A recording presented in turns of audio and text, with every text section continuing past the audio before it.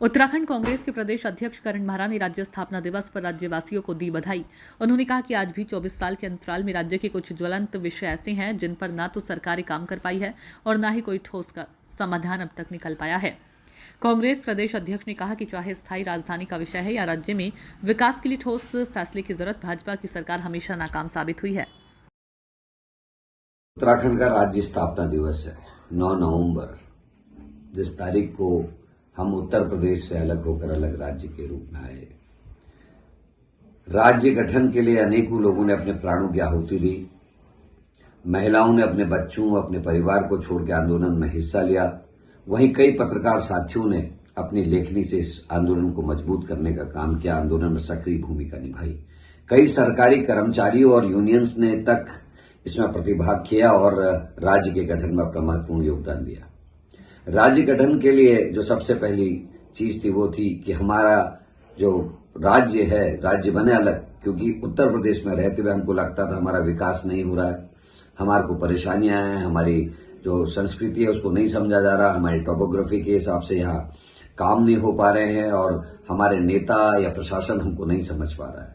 और वही कारण बना कि अलग राज्य बने। हमारी संस्कृति, हमारा धर्म, हमारा आचार व्यवहार सब जो है संरक्षित रहे, इसके लिए लोगों ने आंदोलन किया और अपनी जानों की आहुति तक दी। और कई मेरे साथियों ने, मैं भी और मेरे कई साथियों ने अपने बहुत समय जेलों में बिताने का काम किया। आज जब मैं पीछे देखता हूं तो हम बहुत पीछे छूट गए हैं। ना तो उन नौजवानों की, नवयुवतियों की वो इच्छा पूरी हुई कि उनकी नौकरियां लगेंगी, ना उन खिलाड़ियों की वो इच्छा पूरी हुई कि वो खेल में आगे बढ़ेंगे, कहीं रणजी खेलेंगे, कहीं फुटबॉल में आगे जाएंगे, कहीं वॉलीबॉल में आगे जाएंगे, किसी और खेल में आगे जाएंगे। ना पर कैपिटा इनकम सुधरी, बल्कि हम और ज्यादा कर्ज में डूब गए। प्रदेश का प्रत्येक नागरिक आज कर्ज में है। वहीं इन कुछ सालों में हमारे मुख्यमंत्रियों ने हमको बेवकूफ बनाने का काम किया।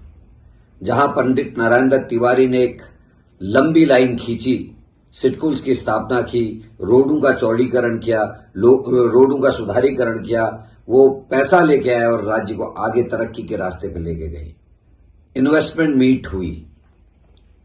त्रिवेंद्र रावत जी की सरकार में सिफर, न नौकरियां लगी, न वो इन्वेस्टमेंट धरती पे दिखाई दी।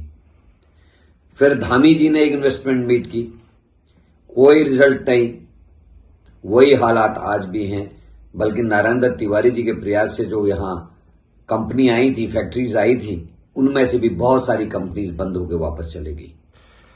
अपराध में हम बहुत आगे बढ़ गए। ममता जोशी बहुगुणा से लेकर अंकिता भंडारी तक, उत्तरकाशी की 4 SC/ST की बहनों से लेकर संतरेसा में 14 साल की बेटी का बलात्कार और हत्या। दुख संघ के चेयरमैन जेल में होते हैं, पद में होते हैं। 2 जिलों के मंडल अध्यक्ष बीजेपी के आज रेप के केस में जमानत में बहाल। वहीं SSSC भर्ती घोटाले में और पटवारी पेपर लीक की वजह से लोगों के सपने टूटे हैं। राष्ट्रपति आती हैं, राष्ट्रपति के यात्रा रूट से 150-200 मीटर की दूरी पे डकैती बढ़ जाती है। नौजवान आंदोलन करते हैं एक स्वच्छ साफ व्यवस्था के लिए, जिसमें कोई उनके कैरियर में डाका ना डाल सके, लेकिन उनकी पिटाई होती है, उनके ऊपर मुकदमे दर्ज करने की कोशिश होती है। एक छोटा सा राज्य, सुंदर सा राज्य, जिसको बहुत अच्छे ढंग से चलाया जा सकता था, उस राज्य में आज विधानसभा सत्र लंबा चले, अवधि लंबी हो, लोगों से जुड़ी हुई समस्याएं उठ सके, उसके लिए कोई काम नहीं हो पा रहा। विधानसभा फौरी 2 दिन, 5 दिन, 4 दिन चला के तीसरी कर दी जा रही है। राज्य स्थापना के दिन आज हम ये भी सोचते हैं कि हम कहां खड़े हैं। जंगल हमारा, जमीन हमारी होगी, जंगल हमारा होगा, हमारी सरकार होगी, ये सोच के आंदोलन हुआ था। और आज घास काटती हुई महिलाओं के ऊपर मुकदमे दर्ज होते हैं, घास नहीं काटने दी गई, जिसमें हमारी महिला कांग्रेस के अध्यक्ष को मुख्यमंत्री के घर में प्रवेश करना पड़ा, वहां आंदोलन करना पड़ा। विद्युत बनाने वाला ये प्रदेश, ऊर्जा प्रदेश, यहां विद्युत अगल बगल के राज्यों से महंगी है। हमारी बिजली महंगी है। आंदोलन करने वाले लोगों ने क्या क्या सपने देखे थे। खेल हमारा, गांव हमारा, जंगल हमारा, जमीन हमारी, हमारी संस्कृति।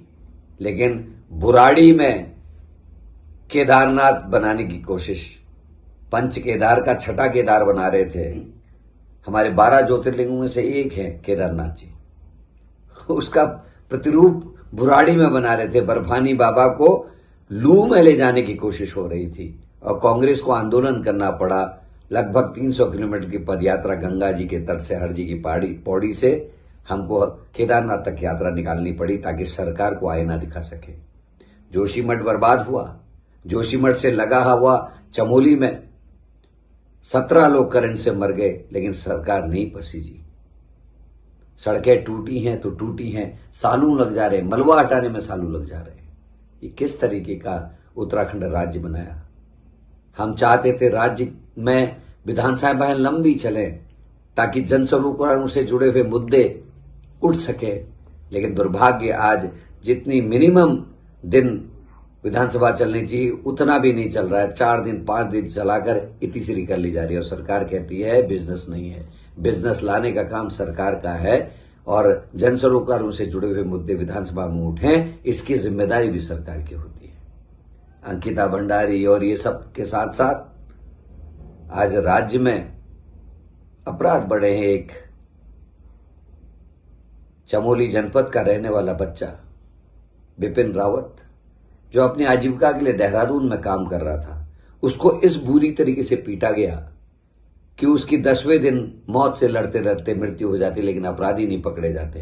करण मेहरा को सड़क में बैठ के आंदोलन करना पड़ता है, तब 10वें दिन मृत्यु के बाद अपराधी पकड़े जाते हैं। प्रदेश की राजधानी का यह हाल है और प्रदेश की राजधानी का यह हाल है कि आईएसबीटी जहां सुरक्षा होनी चाहिए, जहां कैमरे होने चाहिए,